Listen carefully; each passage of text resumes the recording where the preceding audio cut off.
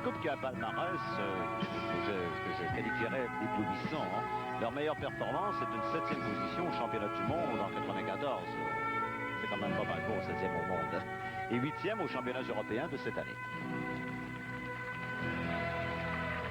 Ils ont de belles lignes.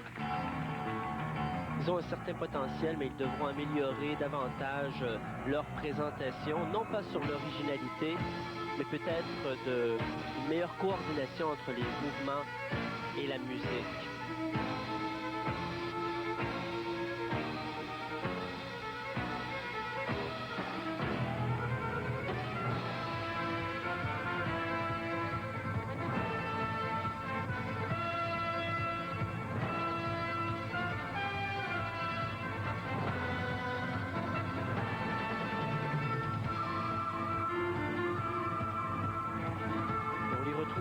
Sur 2 pieds, ce qui rend beaucoup plus facile leur danse libre et diminue la qualité technique du programme.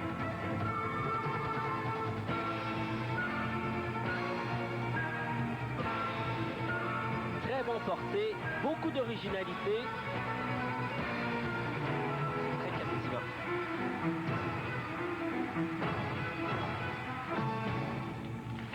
Très belle finale.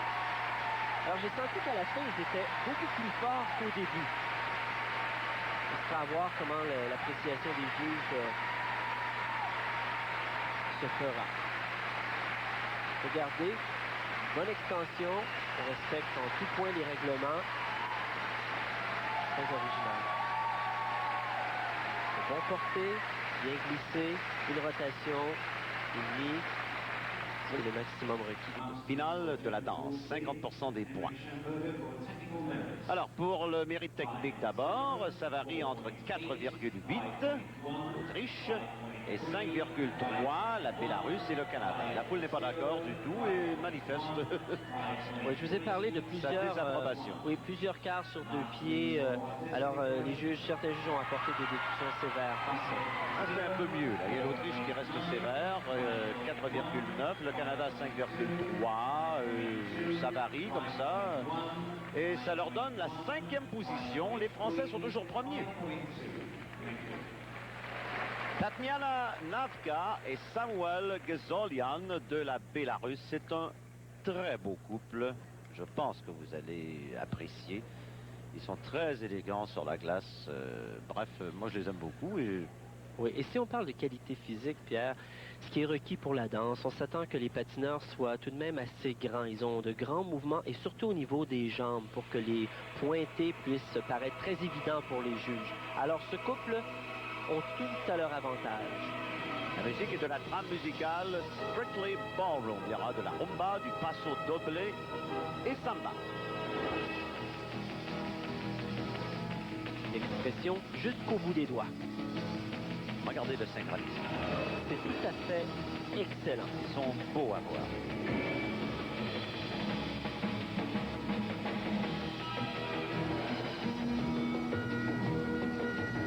Écart profonde, grande détermination au niveau de l'expression du visage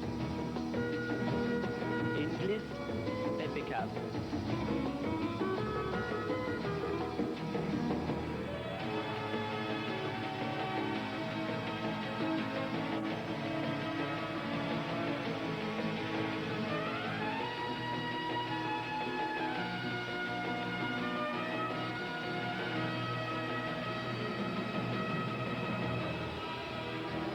Très bon porté.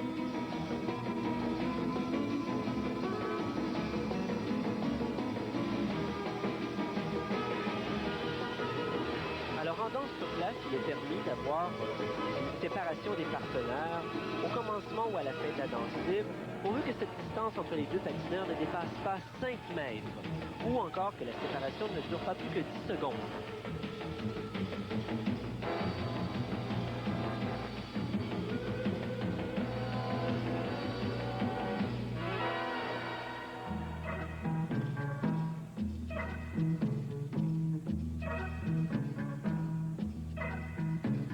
Alors, voyez le contrôle et la profondeur d'écart.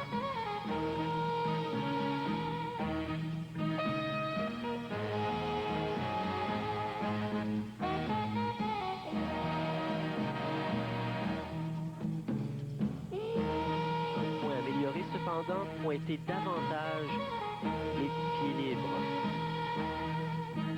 Les juges sont très sévères là-dessus.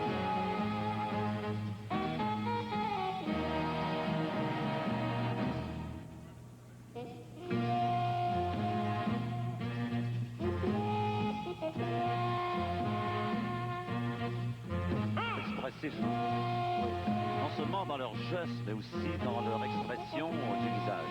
Ce qui est remarquable, c'est cette intensité qu'ils ont conservée tout au long de la danse.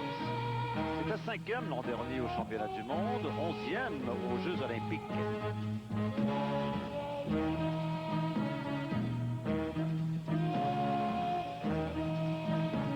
Vous voyez, très stable au niveau de ce glisser-porter.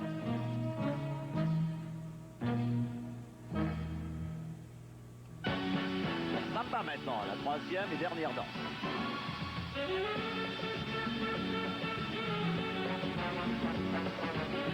Beaucoup de rotation, un mouvement très compliqué.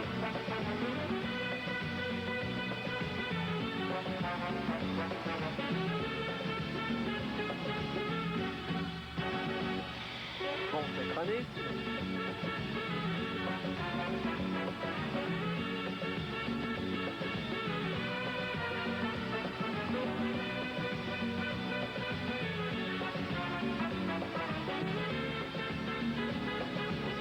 Pour la finale. Beaucoup d'énergie. Regardez l'unisson au niveau des bras. Très bien.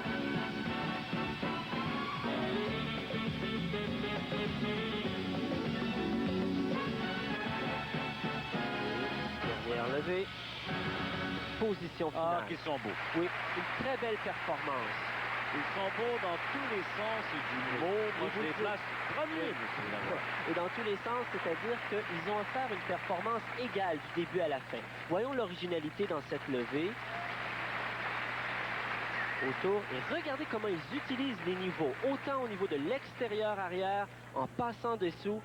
Ça démontre une grande originalité.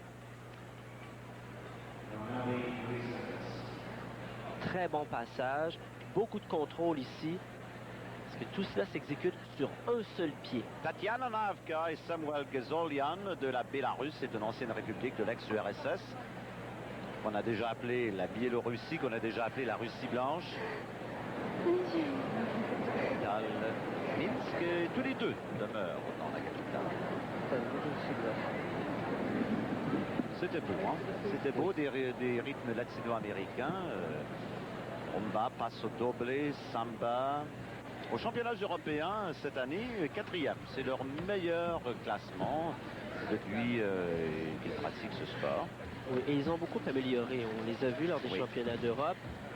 Et on sent une assurance qui est très améliorée. Nous voyons Natalia Dubova, qui était l'entraîneur de Husova Zulin, qui ont été champions du monde en 1993. Les notes, d'abord, le mérite technique. Alors, les notes sont belles. Ça varie entre 5,1, la plus faible, jusqu'à 5,5, la Lituanie et l'Italie.